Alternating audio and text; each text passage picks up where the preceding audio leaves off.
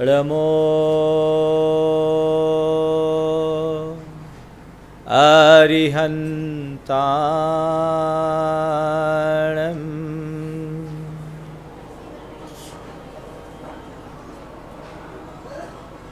नमो सिद्धाणं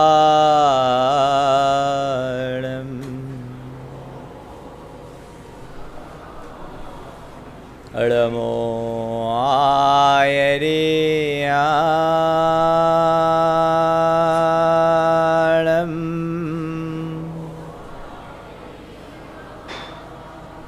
नमो वज्रायाणं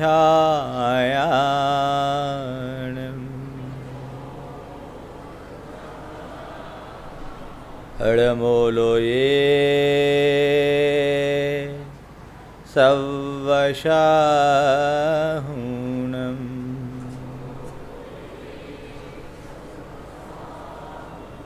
ऐसो पंचिणमोयारो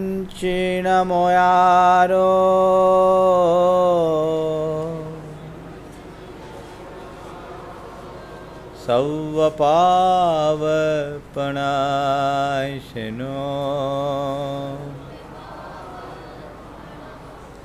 मंगलालं च सवेशिं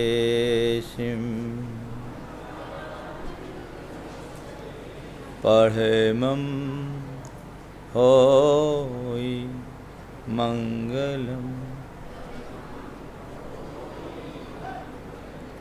जय बोलो देवादिदेव 1008 श्री भगवान महावीर स्वामी की, अहिंसा परमो धर्म की, परम पूज्य आचार्य गुरुवर श्री विद्यासागर जी महाराज की, परम पूज्य श्री 108 प्रमाण सागर जी महाराज की, परम पूज्य श्री 108 विराट सागर जी महाराज की।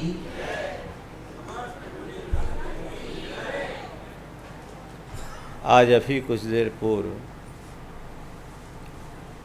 एक युवक ने मुझसे प्रश्न किया कि महाराज श्री, जब सब ओर से रास्ता बंद दिखे, मन में गहरी हताशा और निराशा छाने लगे, कहीं कोई मार्ग न दिखे, ऐसी स्थिति में क्या करें, कोई रास्ता बताएं। मैंने उसे जो मार्गदर्शन देना था दिया, पर मुझे लगा कि ये बात हर मनुष्य के जीवन में कभी न कभी आती है,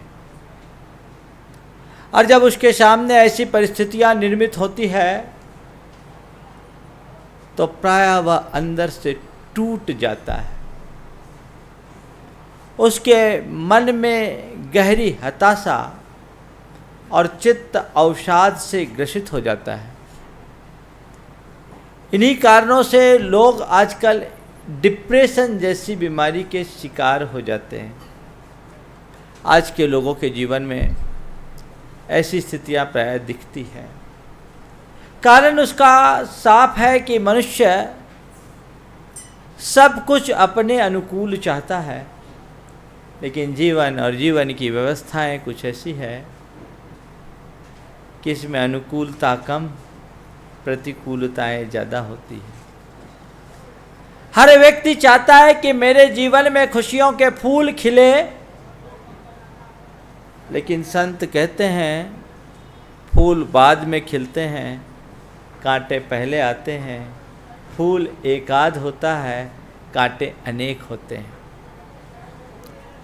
यदि तुम अपने जीवन का सार पाना चाहते हो, अपने जीवन में सुख पाना चाहते हो, सुखानुभूति करना चाहते हो, तो तुम फूल से ही जीवन का संदेश प्राप्त करो। फूल कांटों से घिरा रहता है, फिर भी खिला रहता है। फूल कांटों से घिरा रहता है फिर भी खिला रहता है, जिसके जीवन में यह गुण प्रकट हो जाता है वो तमाम प्रतिकूलताओं के मध्य भी प्रसन्नता टिकाने में समर्थ रह जाता है। और जिसके भीतर ऐसी परिणति नहीं, उसके जीवन में कभी खुशियां प्रकट नहीं हो सकती। संत कहते हैं जीवन में जब कभी विपरीत परिस्थितियां खड़े हो, विषमता सामने आए, तो उस समय घबराओ मत, धैर्य पूर्वक उसका सामना करो। नीति कहती है विपत्ति धैर्यम, विपत्ति में धैर्य एक बहुत बड़ा अस्त्र है, आलंबन है। जिस समय तुम्हें दिखे कि अब चारों ओर अंधेरा ही अंधेरा है, कहीं कुछ नहीं, सब रास्ते बंद है, अब क्या करूं क्या ना करूं, तो उस समय सब बातों को भुलाकर धैर्य रखो। और धैर्य रखने के बाद सोचो कि इस समस्या का निदान क्या है। हमेशा समाधान की बात सोचो, समस्या मत सोचो। समस्या की तरफ देखोगे, समस्या विकराल रूप ले लेगी, और समाधान के रास्ते पर चलोगे तो समस्या का पता ही नहीं चलेगा वो समस्या कहाँ चली गई। समाधान के रास्ते पर चलो, बंद द्वारों को नहीं, खुले द्वारों को देखने की कोशिश करो। जहां की संभावनाएं खत्म हो गई, उस पर विचार करके चिंता रूढ़ होने की जगह जो संभावनाएं हैं उस पर विचार करो, उसका चिंतन करो और अपने जीवन को आगे बढ़ाओ। मैंने उससे कहा कि तुम गाड़ी चला रहे हो और अचानक सामने पहाड़ आ जाए, कोई रास्ता न दिखे, तो तुम क्या करते हो? पहाड़ पर गाड़ी चढ़ा दोगे? बोले नहीं। रिवर्स आ जाओगे? बोले वो भी नहीं। क्या करोगे? ये देखूंगा कि इसको पार कैसे किया जाए, क्या कोई और भी रास्ता है। तब मैं कहता हूं जब सड़क चलते समय रास्ता बंद होने पर तुम दूसरे रास्ते को तलाशते हो, जीवन की प्रगति में यदि कोई अवरोध हो तो रास्ता दूसरा देखने की कोशिश करो, समस्याएं अपने आप हल हो जाएगी। बंधुओं, सबसे पहली बात है मन में धैर्य होना। दूसरी बात है वस्तु के स्वरूप का विचार करना। तीसरी बात है हर बात को सकारात्मकता से लेना। और चौथी बात है आशावादी दृष्टिकोण बनाकर रखना।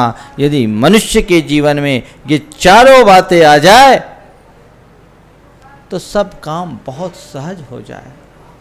सबसे पहले कोई भी बात हो तो धैर्य रखो, घबराओ मत, मन में हताशा को हावी मत होने दो, क्योंकि जब मनुष्य के मन में हताशा हावी होती है उसका आत्मविश्वास डगमगा जाता है। आत्मविश्वास डगमगाने से उसका सोच नकारात्मक हो जाता है, और जिसका सोच नकारात्मक हो गया वह हमेशा समस्याओं से ग्रसित होता है। बंधुओं, मैं एक ही बात जानता हूं कि सब कुछ हमारी सोच पर अवलंबित है। मन को हताशा से बचाने के लिए धैर्य रखो और ये सोचो कि मेरे जीवन में कष्ट है, लेकिन कष्ट भी स्थायी नहीं है, आज नहीं कल परिवर्तित होगा।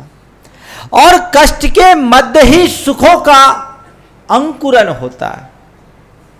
रात के बाद ही प्रभात होता है, लेकिन लोग प्रभात को तो चाहते हैं, प्रभात का अभिनंदन करना चाहते हैं, लेकिन प्रभात के अभिनंदन के लिए काली रात गुजारने का अनुभव नहीं चाहते। संत कहते काली रात के अनुभव से गुजरे बिना भोर के दर्शन नहीं हो सकते। हाँ, ये बात अलग है कि कभी रात छोटी होती है, कभी रात बड़ी होती है, लेकिन संसार में कभी रात शाश्वत नहीं होती। रात शाश्वत नहीं होती, रात लंबी हो सकती है। तुम्हारे जीवन में दुख है, थोड़ा लंबा हो सकता है। विचलित मत हो। एक बात ध्यान में रखो, अपने जेहन में उतार कर रखो कि जो तुम्हारा है तुम्हें भोगना ही पड़ेगा। अगर उसे समता से भोगोगे तो, और शोक मग्न होकर के भोगोगे तो। भोगना तुम्हारी नियति है, क्योंकि वस्तु का स्वरूप है। घबराओ नहीं। कई बार जब मनुष्य के जीवन में कोई विपत्तियां आती है, मन विचलित हो उठता है और लोगों की धर्म से भी श्रद्धा उठ जाती है। एक बार एक युवक ने मुझसे कहा, उसकी पिता की असमय में मृत्यु हो गई, अल्प उम्र में मृत्यु हो गई, और उसने कहना शुरू कर दिया कि मेरी मम्मी इतना धर्म करती है, धर्म क्या काम में आया,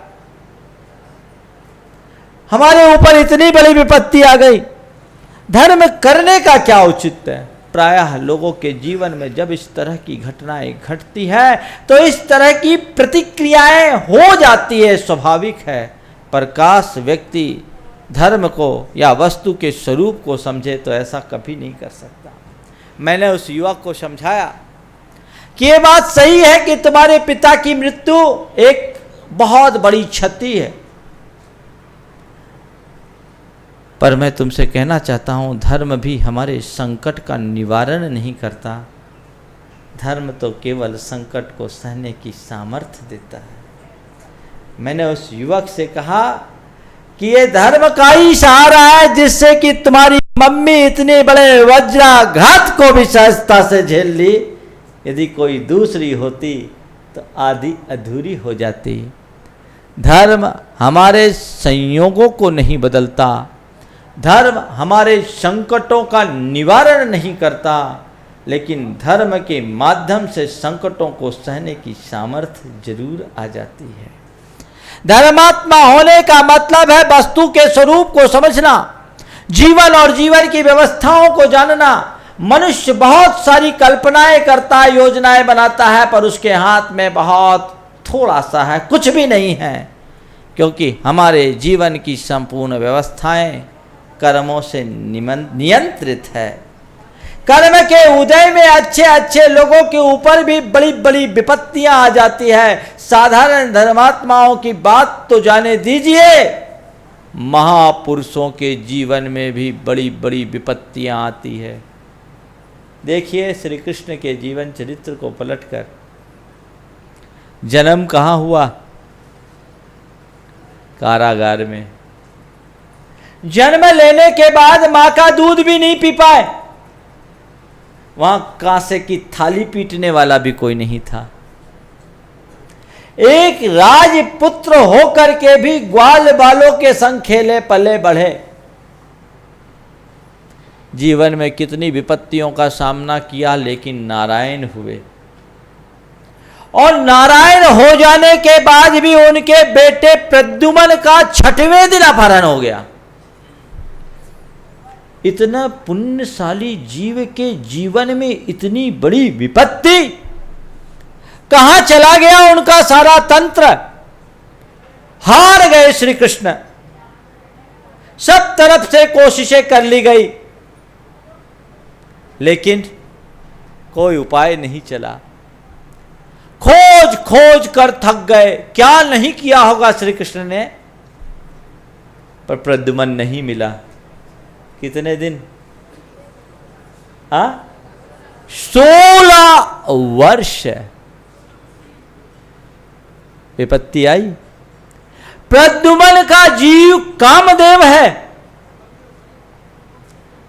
तदभव मोक्षगामी, 169 महापुरुषों में एक लोकोत्तर पुरुष, असाधारण पुण्य का धनी। लेकिन ऐसे पुण्यशाली जीव के ऊपर से भी मां बाप का साया 16 वर्षों तक के लिए चला गया। क्या विचित्रता है। संसार की सारी व्यवस्थाएं पुण्य पाप का खेल है। पाप के उदय से प्रद्युम्न का अपहरण हुआ। अपहरण करने वाला उसे उठाकर ले गया, शिला तल के नीचे दबा दिया, लेकिन वाह रे पुण्य, विशाल शिलाखंड के नीचे 6 दबने के बाद 6 दिन के बच्चे की श्वास से शिला हिलने लगी। कल्पना कर सकते हैं? पाप ने विपत्ति दी, पुण्य ने संपत्ति दी। मां बाप का वियोग हुआ, ऊपर से गुजरते हुए विद्याधरों ने हिलते हुए शिला को देखा कि आखिर क्या है, क्यों हिल रही है शिला। शिला को उठाए तो देखते हैं एक बालक अपनी मस्ती में खेल रहा है। संयोग वे संतानहीन बालक के लक्षणों को देखा और अपनी पत्नी से कहा कि तुम्हारे अहोभाग्य है कि आज तुम्हें ऐसे संतान की प्राप्ति हुई।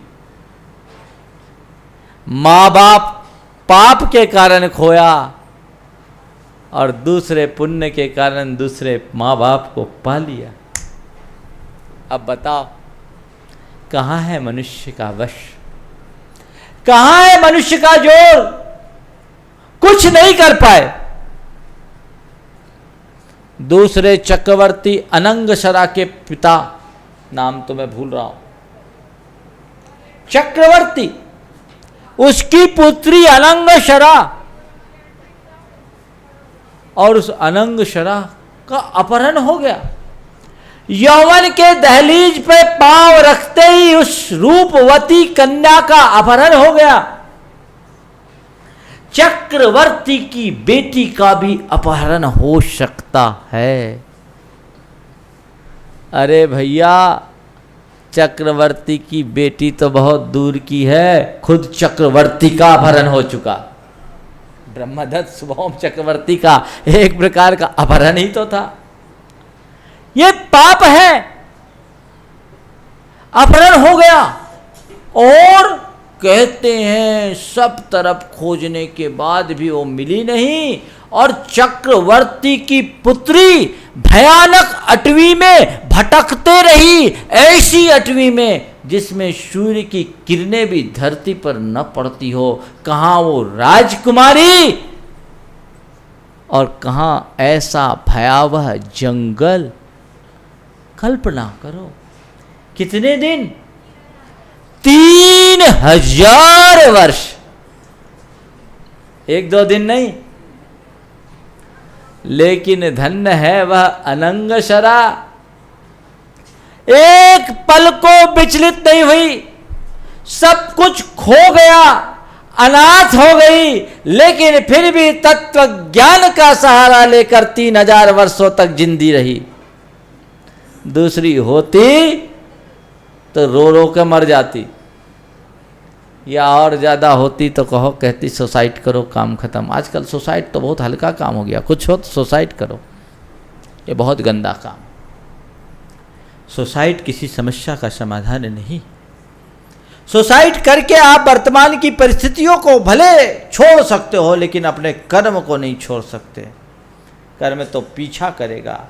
भूल करके भी कभी सुसाइड का तो मन में भाव भी नहीं आने देना चाहिए, क्योंकि आत्महत्या या पर की हत्या, हत्या तो हत्या है। स्व हो या पर, दोनों में समान पाप लगता है। एक मनुष्य किसी दूसरे मनुष्य की हत्या करे तो, और खुद की आत्महत्या करे तो, कर्म शास्त्र की दृष्टि से दोनों में समान पाप है। लेकिन धन्य है वो अनंगशरा, न रोई, न चीखी, न चिल्लाई। उसने कर्म के खेल को एक चुनौती के रूप में स्वीकारा। कहा, कर्म, तुझे जो लीला रचानी है रच, तुझे जो खेल खिलाना है खिला। मैं खेल खेलूंगी, पर मैं जानती हूं तू मेरा कुछ भी बिगाड़ नहीं सकता, क्योंकि मेरी आत्मा अदृश्य, अरूपी है, अकर्मा है। आत्मा में न सुख है न दुख है, न अनुकूल है न प्रतिकूल, न सगा है न पराया, कुछ नहीं। ये शरीर भी मेरा नहीं, मुझे कोई छू नहीं सकता। कर्म की वेदना मुझे भोगनी है तो मैं भोग रही हूं। मेरे पूर्वकृत अपराध का ये फल है जिसे मैं भोग रही हूं और मुझे समता से भोगना है।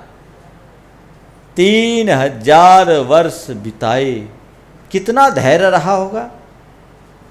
और जब देखा कुछ दिन तो आस रखी कि शायद मेरे माँ बाप मुझे कभी खोज कर ले जाए, नहीं ले जा सके। आखिरी दिन दृष्टि पड़ी तो तब पड़ी जब एक अजगर उसे निगल रहा था, आधा निगल चुका था। तभी पिता, चक्रवर्ती पिता की दृष्टि उस पर पड़ी कि ये तो मेरी बेटी है। बेटी को देखते ही अजगर को मारने के लिए वह उद्यत हुआ। अनंगसरा ने मरते मरते भी अभय का दान दिया, अजगर को बचाया और कहा पिताजी ऐसा मत करो, ऐसा मत करो, अब मैं बचूंगी नहीं, मेरे बचने की संभावना नहीं, मेरे शरीर में जहर व्याप्त हो चुका है और यदि कदाचित बच भी गई तो मैं बाप के साथ जाने वाली नहीं हूं, क्योंकि मैंने देश व्रत ले लिया है। अब ये जंगल ही मेरा घर है, इसकी सीमा को मैं नहीं छोड़ूंगी। आप व्यर्थ की हिंसा मत करें, मेरा आपका यही संयोग है। क्या हुआ? उस सांप के उपसर्ग से अनंगसरा मरी, स्वर्ग की देवी हुई और आगे चलकर वही विशल्या बनी जिसके स्नान के जल के प्रताप से लक्ष्मण की शक्ति नष्ट हुई। जैन रामायण के अनुसार लक्ष्मण जी को जो शक्ति लगी वो संजीवनी बूटी से दूर न होकर विशल्या जो लक्ष्मण जी की रानी थी, रानी हुई, उसके स्नान के जल के प्रताप से दूर हुई। वह उसके ब्रह्मचर्य के तेज का प्रताप था। बंधुओं, उदाहरण और आख्यान पुराणों में भरे पड़े हैं, काश आप उन्हें पढ़ें और महापुरुषों के जीवन को पलट करके देखें। आप देखेंगे कर्मों की विचित्रता को, पुण्य पाप के खेल को, और उस पुण्य पाप के खेल में महापुरुषों की परिणति को, उनके जीवन दर्शन को। अरे और तो जाने दो, खुद पारसनाथ भगवान के ऊपर इतना बड़ा संकट आया, कोई छोटा मोटा संकट आया था? पारसनाथ भगवान के ऊपर इतना भयानक संकट आया, 7 दिन तक लगातार उपसर्ग। कितना भयंकर उपसर्ग आया। पारसनाथ भगवान उस उपसर्ग में क्या किए? किसी से निवेदन किए, आइए मेरा संकट निवारिए। किसी क्षेत्रपाल के पास गए, किसी देवी देवता के पास गए, किसी को याद किया? किसी को याद नहीं किया। और कर्म का खेल देखो, जब तक उनके कर्मों का तीव्रोदय था, देवताओं को भी ख्याल नहीं आया कि भगवान को पर कोई संकट है। जो देवता गर्भ में आने के 6 महीने पहले से रत्नों की वर्षा कराते रहे, जो देवता भगवान की संपूर्ण व्यवस्थाएं जमाते रहे, उन देवता को इस बात की फिक्र नहीं हुई कि भगवान के ऊपर इतना भयानक उपसर्ग हो रहा है, चलकर निवारण करे। कर ही नहीं सकते। जब कर्म का उदय हो प्रतिकूल होता है तो कोई निमित्त काम नहीं करते, और कर्म का उदय जब अनुकूल होता है तो प्रतिकूल निमित्तों का भी अनुकूल परिणाम आ जाता है। गांठ में बांध करके रखो। पारसनाथ भगवान उस उपसर्ग भरी स्थिति में भी स्थिर बने रहे। किस बल पर? अपने भेद विज्ञान के बल पर। वो जानते थे कि आत्मा छिज्जदुआ भिज्जदुआ निज्जदुआ अहो जादु विपलयम जम्मा तम्मा गच्छदु तहविन परिग्रहो मज्ज।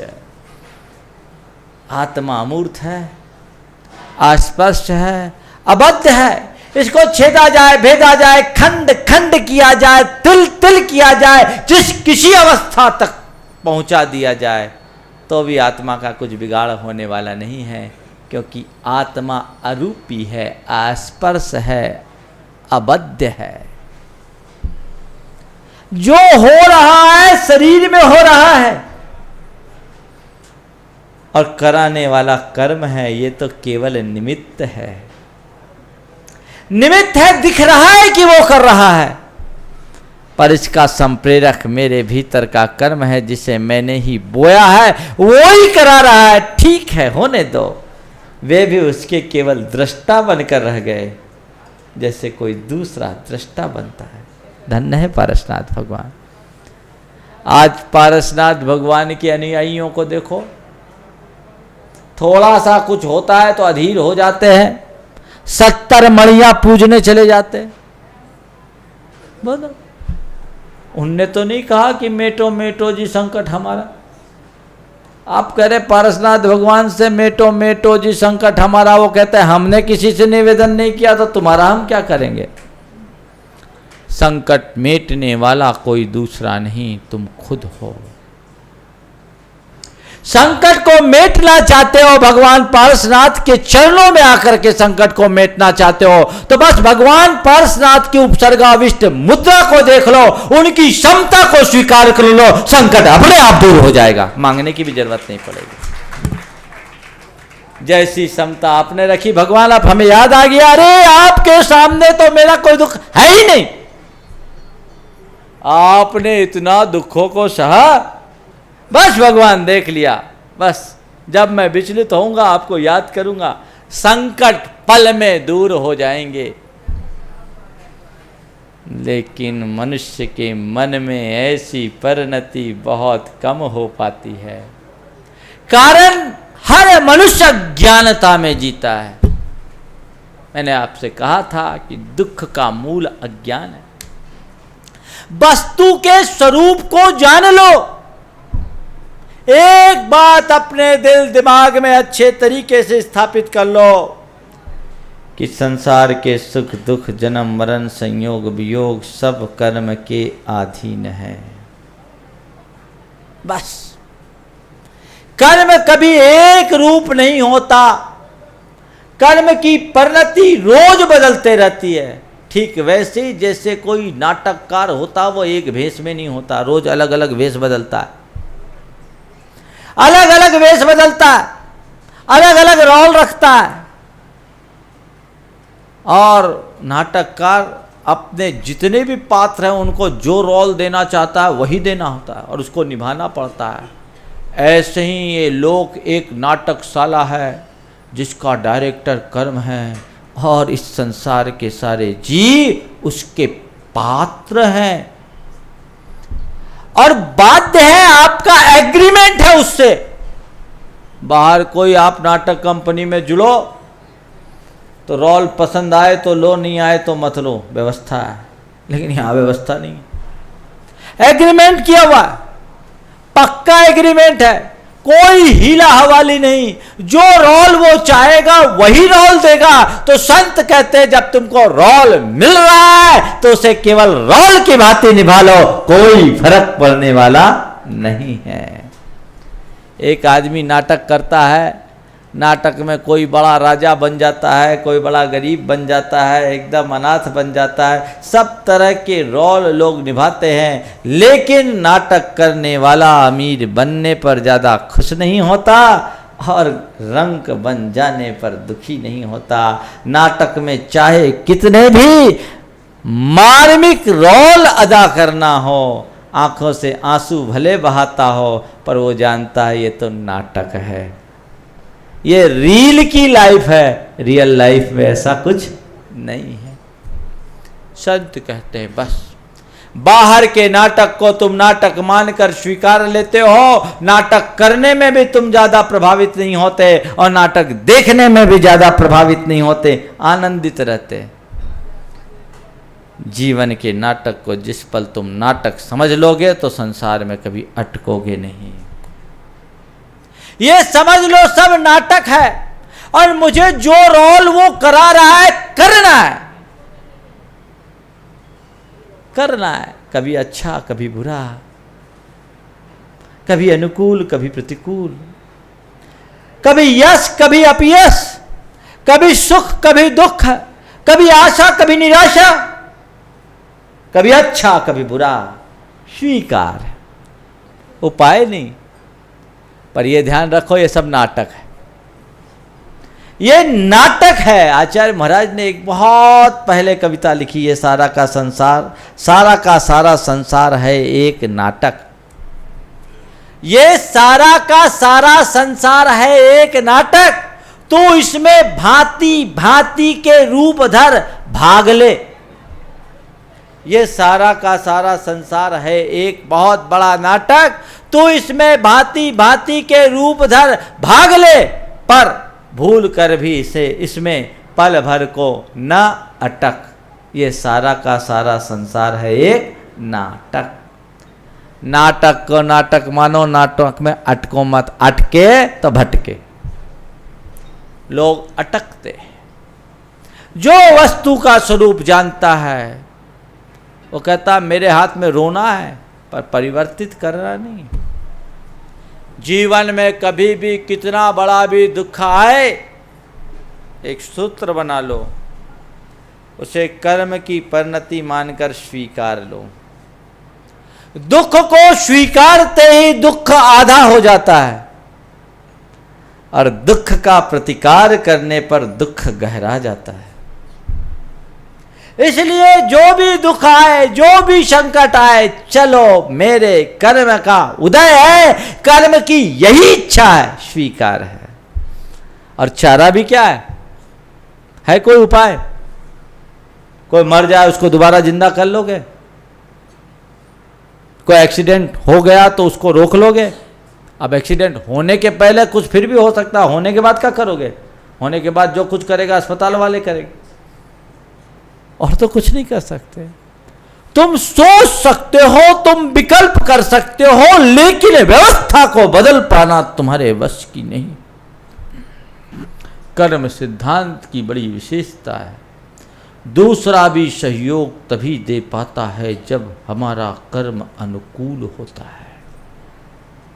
एक मुनिराज सड़क के किनारे ध्यान में निमग्न थे। रास्ते से एक व्यक्ति गुजरा। दिगंबर मुद्रा को देखकर उसके मन में श्रद्धा भावना उमड़ी।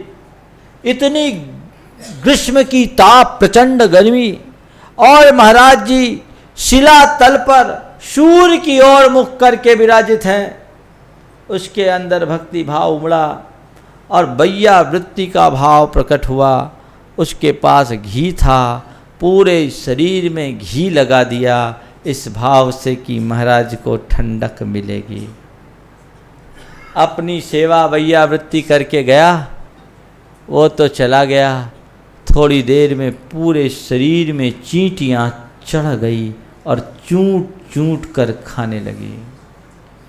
महाराज उस उपसर्गाविष्ट अवस्था में अपने ध्यान में वीतराग भाव से स्थिर रहे। काफी देर तक चींटियां उन पर उपसर्ग करते रही। कुछ देर बाद एक दूसरा व्यक्ति उधर से गुजरा। उसने महाराज की दिगंबर मुद्रा को देखा तो द्वेष भाव उमड़ पड़ा। ये कौन नग्न फकीर सड़क के किनारे बैठा? ढेर सारी गालियां दी। महाराज ने कोई प्रतिवाद नहीं किया, ध्यान में मग्न। उसके पास गन्ना था, वो गन्ना चूसते जाए और चूस चूस करके उनके ऊपर थूकते जाए। काफी देर तक उसने गन्ने को चूस चूस करके जो उसका क्या बोलते छूछना बचा वो फेंकता गया। इधर चींटियां भी घी का स्वाद ले लेकर थक गई थी। अब गन्ना आ गया, मिठास उन तक पहुंची। एक एक करके सारी चींटियां उनके शरीर से उतर करके गन्ने के छूछने में लग गई। उपसर्ग दूर हुआ, मुनिराज अपने ध्यान से बाहर आ गए। घटना एक, परिणाम दोनों के अलग अलग। उसने सेवा करना चाहा, उपसर्ग हो गया। दूसरे ने उपसर्ग करना चाहा, सेवा हो गई। खेल किसका? जिस समय उस भक्त के द्वारा सेवा की जा रही थी महाराज का तीव्र पापोदय था, इसलिए सेवा भी उपसर्ग का रूप धारण कर ली। और जब उसने उनके ऊपर उपसर्ग किया, गालियां दी, तब महाराज का पुण्योदय था, इसलिए उसका उपसर्ग भी वरदान बन गया, उनके उपसर्ग के निवारण का हेतु बन गया। पर धन्य है मुनिराज, सेवा करने वाले और सताने वाले दोनों के प्रति समभाव रखे हुए थे। गाढ़ श्रद्धा न बनाइए, यह वस्तु का स्वरूप है। इसलिए दूसरों के लिए जहां तक बनो अनुकूल निमित्त बनने की कोशिश करो, और तुम्हारे जीवन में कोई प्रतिकूल निमित्त आए तो उसको कोसना बंद कर दो। धैर्य रखो, उसके कारण ऐसा हो रहा, उसके कारण, वो तो केवल निमित्त है, उसको मत देखो, स्वीकार कर लो। जीवन की दिशा और दशा सब परिवर्तित हो जाएगी। तो बंधुओं, विपत्तियों में विचलित ना हो, धैर्य पूर्वक उनका सामना करें और वस्तु के स्वरूप का विचार कर लें, तो सब कितनी भी प्रतिकूलताएं ठीक हो जाएगी। तीसरी बात, जीवन की नश्वरता, वस्तु स्वरूप के अंतर्गत सबकी नश्वरता को समझे। ये समझे कि सब क्षण भंगुर है। सुख है तो स्थायी नहीं, और दुख है तो स्थायी नहीं।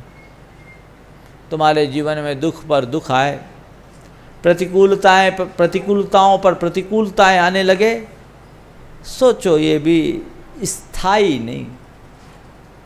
ऐसा सोच लोगे तो तुम्हारे मन में धैर्य आएगा, और तुम्हारा धैर्य तुम्हारी शक्तियों को प्रोत्साहित करेगा, तुम्हारी क्षमताओं को उद्घाटित करेगा। मनुष्य प्राय अधीर हो उठता है, और अधीरता की स्थिति में उसकी रही सही क्षमताएं भी नष्ट हो जाती। ठीक है, थोड़े दिन की बात है। हमने तो सुना है 12 बरस में घूरे के दिन फिर जाते हैं।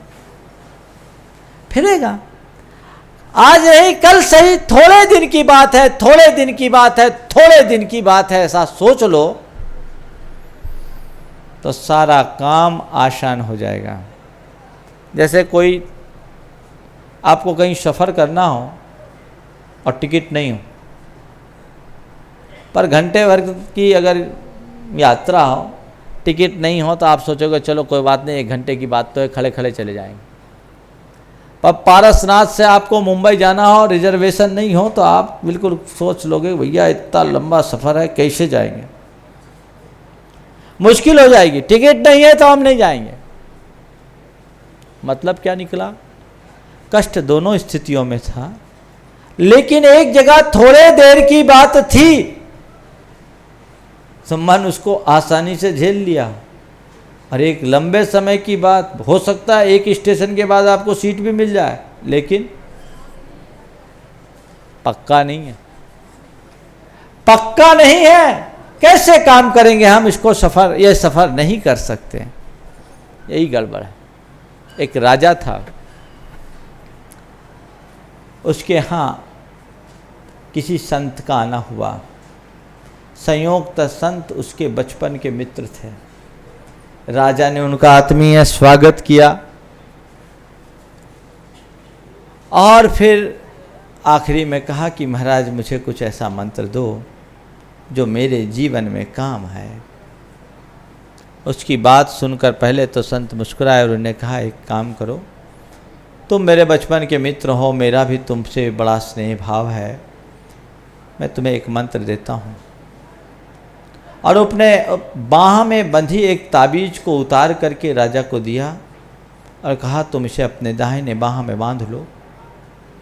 इसके भीतर एक मंत्र है जिसे कभी मेरे गुरु ने मुझे दिया था, और कहा था कि जब तुम घोर विपत्तियों से घिर जाओ, कोई रास्ता न दिखे, तब इस मंत्र का प्रयोग करना। मेरे जीवन में ऐसी कोई विपत्तियां आज तक आई नहीं, और दूर दूर तक ऐसी विपत्तियों की संभावनाएं भी मुझे नहीं दिखती,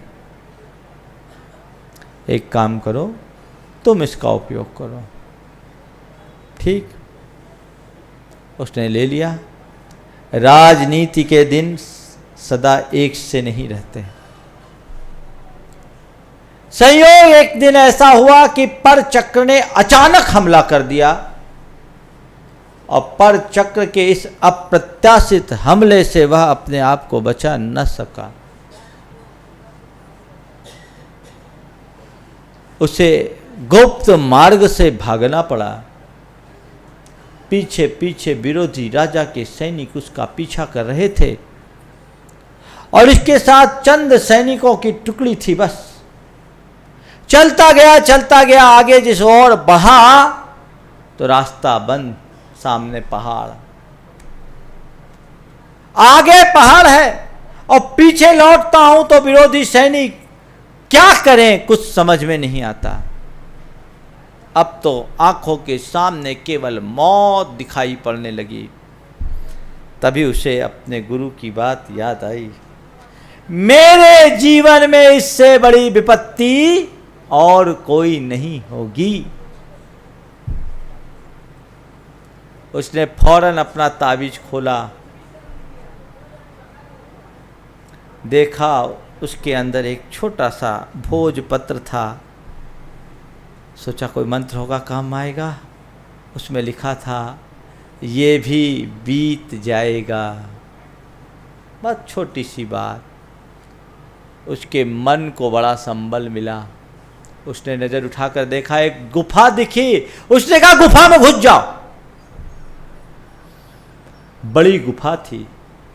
अपने सारे सहयोगियों के साथ वह गुफा में घुस गया। पीछे से विरोधी सैनिक उसका पीछा करते करते आए। उनकी आवाजें भीतर तक जा रही थी, इनकी श्वास की धड़कनें बढ़ रही थी, लेकिन मंत्र का विश्वास था, ये भी बीत जाएगा।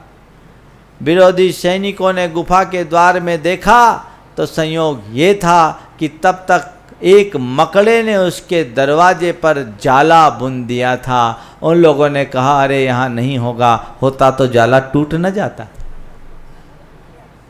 यहां वो नहीं होगा, होता तो जाल टूट जाता। और वे सब के सब वापस लौट गए। जब वे लौट गए, घोड़ों की टाप बिल्कुल शांत हो गई। तब राजा बाहर निकला और थोड़े ही दिनों में उसने फिर से अपना सैन्य संगठन तैयार किया और फिर योजनाबद्ध तरीके से हमला करके विरोधी राजा को पराभूत किया और अपने खोए हुए साम्राज्य को प्राप्त कर लिया। जिस दिन राजगद्दी पर बैठा, उसने फिर वो मंत्र निकाला और उसमें लिखा था, ये भी बीत जाएगा। बंधुओं, मंत्र मांगते हो, जीवन के कल्याण का ये सबसे बड़ा मंत्र है, ये भी बीत जाएगा। जब जीवन में कोई भी ऐसी परिस्थिति आए, दीनता की या अभिमान की, दोनों दशा में यही सोचना, ये भी बीत जाएगा। टिकाऊ कुछ नहीं, सब 4 दिन की चांदनी है या थोड़े दिन की बात है। बीतेगा, बीतेगा, थोड़े दिन की बात है, सब नश्वर है, दुख शाश्वत नहीं है। मन में संबल बनेगा, उत्साह संचरित होगा, आशावादी बनेंगे। संत कहते हैं, यह पतझड़ की शाम अकेला फूल उदास बहुत है। यह पतझड़ की शाम अकेला फूल उदास बहुत है। शूलों की महफिल में अली का कटु उपहास बहुत है। यह पतझड़ की शाम अकेला फूल उदास बहुत है। शूलों की महफिल में अली का कटु उपहास बहुत है। गा प्रभात के गीत भीत हो अंधियारा पिघलेगा। यह जीवन तो नीर किनारा कोई और मिलेगा। यह जीवन तो नीर किनारा कोई और मिलेगा। प्रभात के गीत गाओगे तो अंधेरा छटेगा। इसलिए मन को अधीर मत होने दें। चौथी बात, सकारात्मक सोचे। इस पर फिर कभी विस्तृत चर्चा करूंगा, पर मैं एक ही बात जानता हूं, हर समस्या का समाधान है। सकारात्मक सोच हर समस्या का समाधान है, और नकारात्मक सोच अपने आप में एक बड़ी समस्या है। व्यक्ति कितनी भी समस्याओं से ग्रसित है, यदि उसकी सोच सकारात्मक है तो वो समाधान का रास्ता निकाल लेगा, लेकिन नकारात्मक गड़बड़। जिसके साथ ये पॉजिटिविटी है, उसकी क्रिएटिविटी भी अपने आप उत्पन्न हो जाती है। पॉजिटिव सोचिए, हर बात को उसी तरीके से लेकर के चलिए। पॉजिटिव सोचने का मतलब दुख में सुख खोजिए, प्रतिकूलता में अनुकूलता तलाशिए, बुराई में अच्छाई का अनुसंधान कर लीजिए, विपत्ति में संपत्ति देखिए। आएगा, जीवन सुखी हो जाएगा। दुख में सुख है। कैसे? कल उदाहरण था ना सुभाष जी का। घर में चोरी हुई, बैठे यहां पूजा में, अब मुझसे दोनों प्राणी आके कह रहे हैं महाराज मैं तो यही सोच रहा हूं कि अच्छा है कि आज मैं यहां विधान में हूं तो घर में से केवल चोरी हुई, काश विधान की जगह घर में होता तो चोर तो हमारा भी सब कुछ कर देते, कुछ पता ही नहीं चलता। ये सुखी होने का मंत्र है। घटना घट गई, घटना को किस अंदाज में तुम लेते हो तुम्हारे चिंतन पर निर्भर करता है। भोगना तुम्हें, कैसे भोगना? रो के भोगना है या हंस के भोगना है? दुख में सुख खोजो, कहीं कोई कठिनाई नहीं होगी। मानता हूं तुम्हारे जीवन में दुख है, तुम अपने दुखों को देखोगे तो चक्रवर्ती जैसे वैभव के धनी हो जाओगे तो भी तुम दुखी रहोगे, और यदि अपने सुखों को खोजोगे तो एक भिखारी के रूप में भी जियो तो तुम अपने आप को सुखी महसूस करोगे, क्योंकि तुम्हारे पास बहुत कुछ है। तुम्हारे पास बहुत कुछ है। दुख में सुख खोजो, प्रतिकूलता में अनुकूलता देखो, उसकी अनुकूल व्याख्या करो। कोई भी प्रतिकूलता सामने आ रही है, अनुकूल व्याख्या करो। एक बहन जी बहुत परेशान थी। परेशान ये इसलिए थी कि उनके पतिदेव धर्म नहीं करते थे, और वो चाहती थी कि हमारे पतिदेव भी धर्म करें। प्राय महिलाओं के साथ ऐसा होता है। उनकी एक ही चिंता होती है कि हम तो धर्म पत्नी हैं पर हम अपने पति को धर्म में नहीं लगा पाए। और ये भी एक अच्छी व्यवस्था है कि धर्म पति नहीं बनते, धर्म पत्नी तो बन जाती है, धर्म भाई बन जाता, धर्म पिता बन जाता, धर्म माँ बन जाते, धर्म पुत्र बन जाता, धर्म पति नहीं। अब बनाना भी मत, बहुत चक्कर में पड़ जाओगे। पर पत्नियां अपने पति को धर्म में लगाने की बात जरूर सोचती है। वो परेशान थी और इससे उसको बहुत तकलीफ होती थी, क्योंकि उसके जितनी भी सहेलियां थी उनके सबके पति आगे रहते, वो पीछे। एक दिन व्यथित होकर मुझसे कहा कि महाराज जी कोई उपाय बताइए कि हमारे पतिदेव भी धर्म में लग जाए, वो धर्म करते ही नहीं। हमने कहा अच्छा तुमको रोकते? बोले नहीं महाराज मेरे को नहीं रोकते। कभी टोका? बोले नहीं। कहते तुमको जो करना है करो, और मैं अगर उनको कुछ कहती हूँ तो मेरी सारी व्यवस्था भी करते हैं। बोले भाग्यशाली मानो अपने आप को, कितनी भाग्यशाली हो।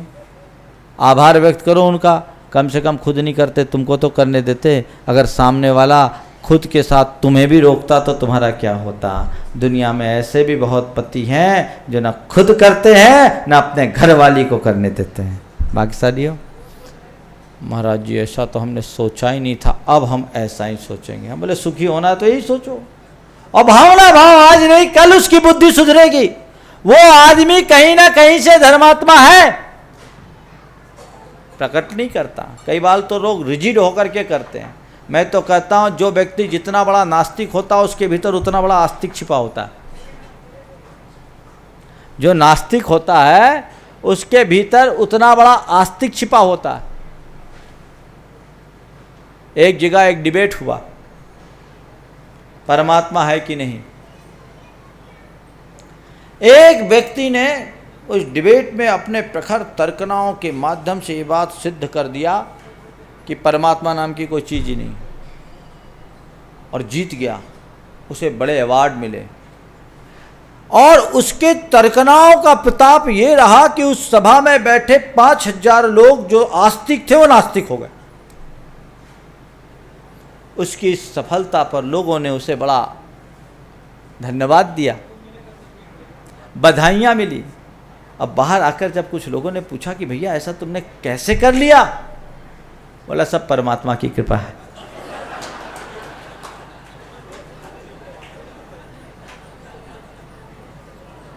नास्तिक पर भीतर आस्तिक है, इसलिए सोचना नहीं।